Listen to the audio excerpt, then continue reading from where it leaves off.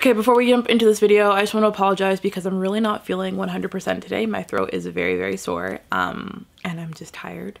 So I do apologize that my energy level is going to be not as exciting as it usually is. Is it even ever exciting? I feel like I'm not a high energy YouTuber, but whatever. I do apologize for that. But for today's video, oh, I should say, hey, it's your girl Elle.K. Welcome back to another video.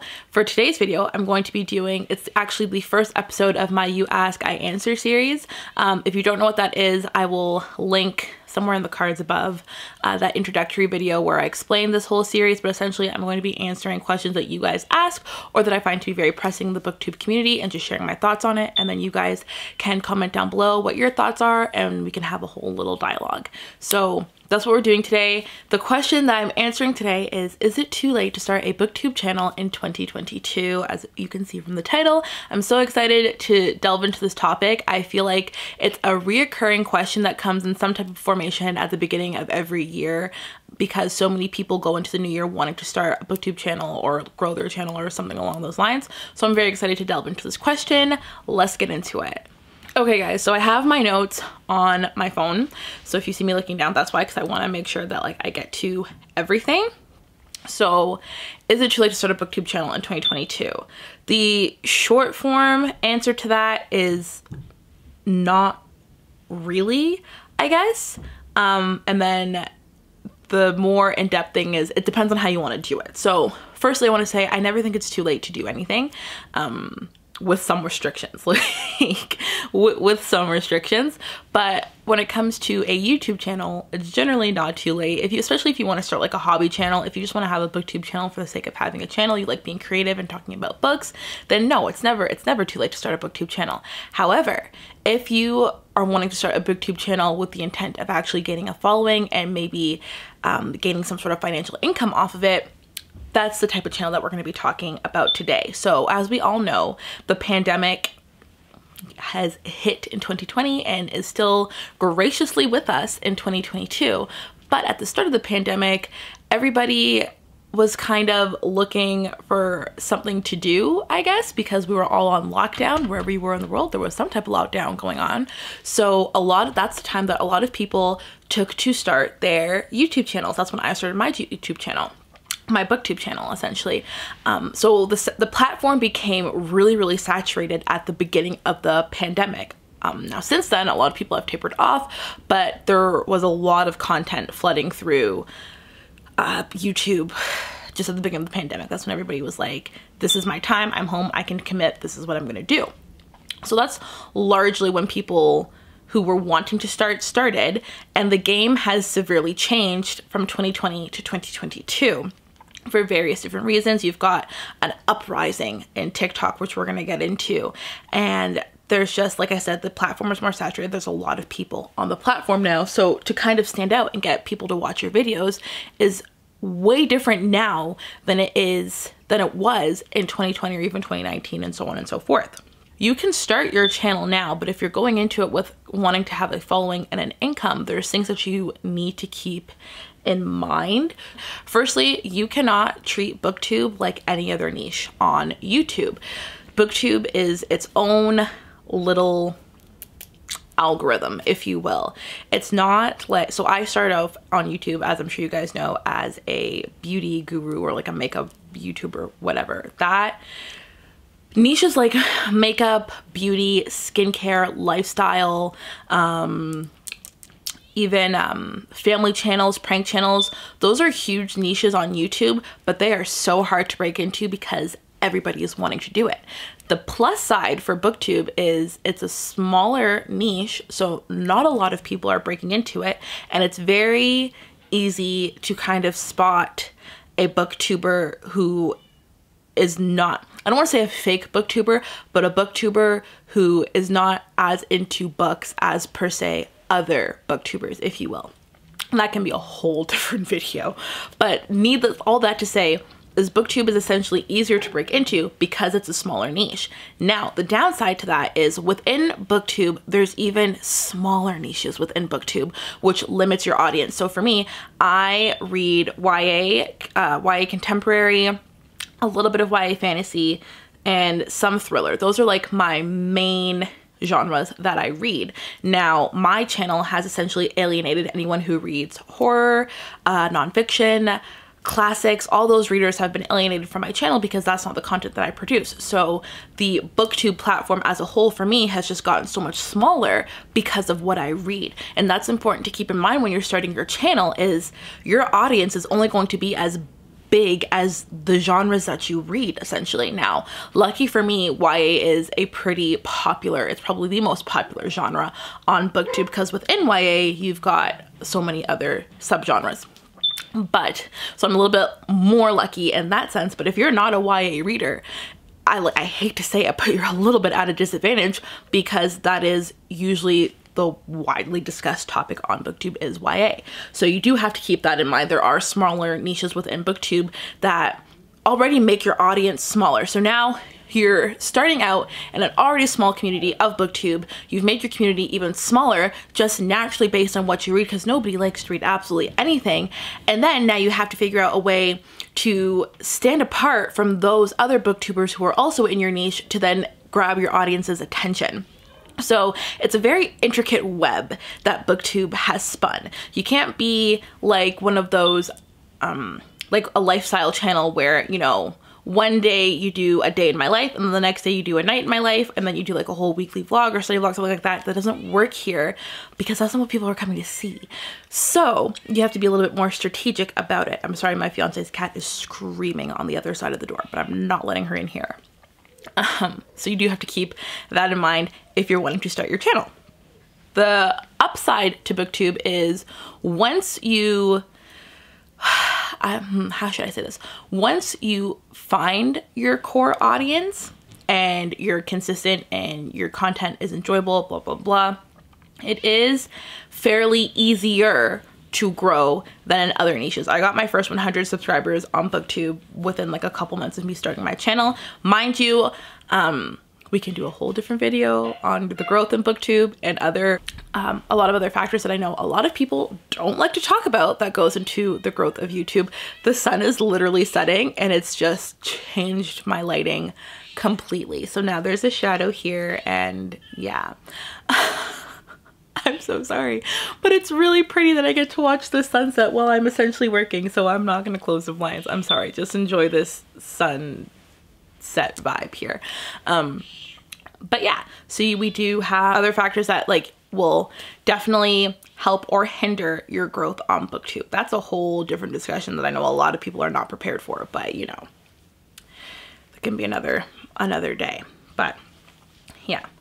I would like to say, in a nutshell, it is a little bit easier to grow on Booktube than in some of the other bigger, more saturated niches. Now, that being said,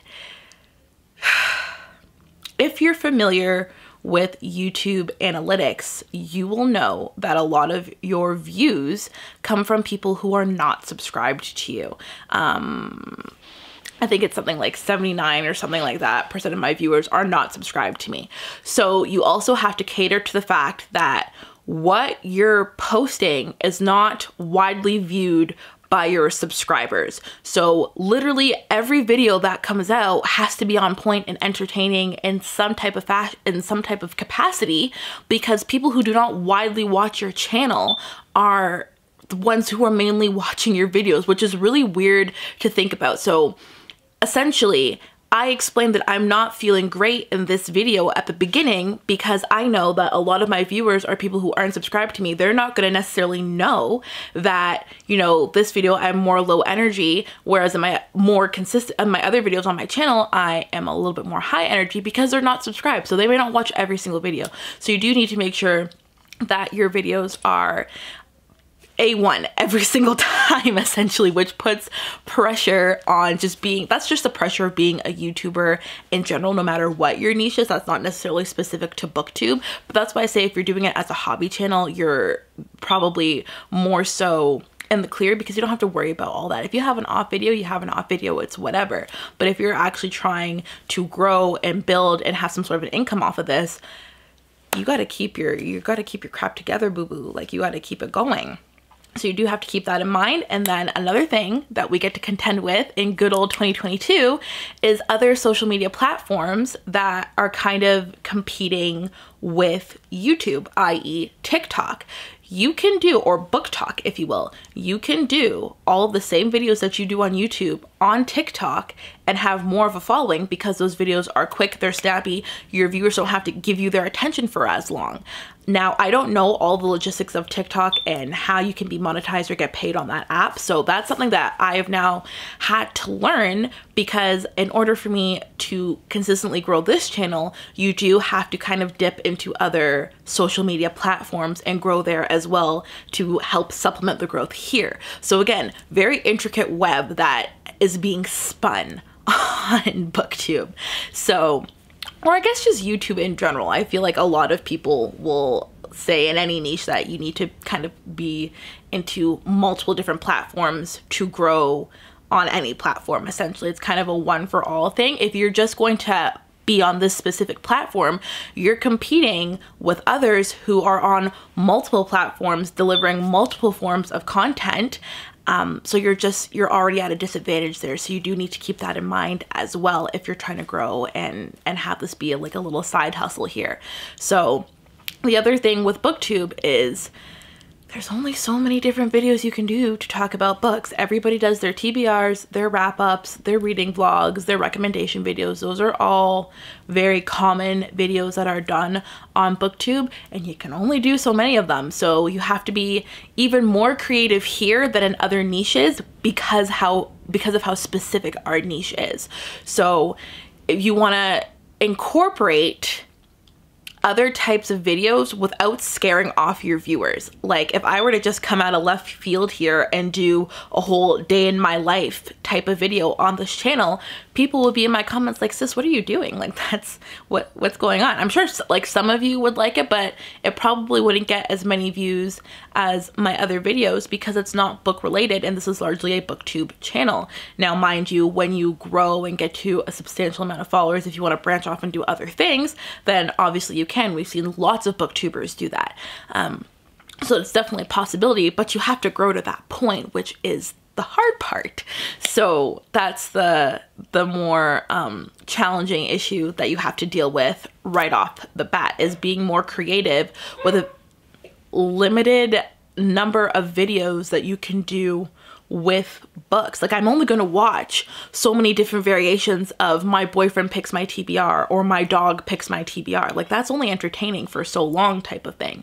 So you do have to kind of really dig through the creative side of your brain and come up with something that is innovative and fun. Now, I feel as though people come into the BookTube atmosphere and think that you can grow without being trendy because that's just what they want to do. And unfortunately, that's not the case. So you are going to have to keep up with the quote unquote drama that goes on in BookTube. Do you have to comment on all of it? No, I don't. I definitely don't.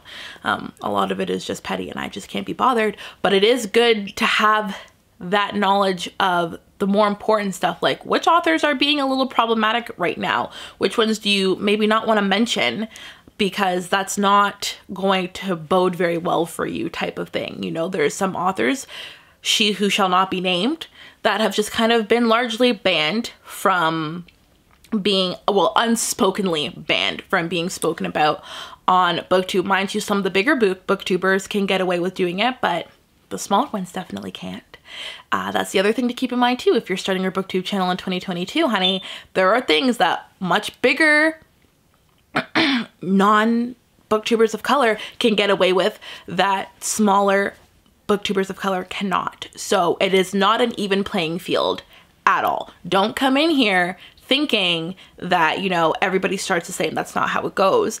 But you do have to kind of figure out how to move up within your lane and then kind of expand from there. So there's so many different little faucets that go in to whether or not it's essentially too late to start it in 2022. If I had to do it all over again, would I start a BookTube channel in 2022?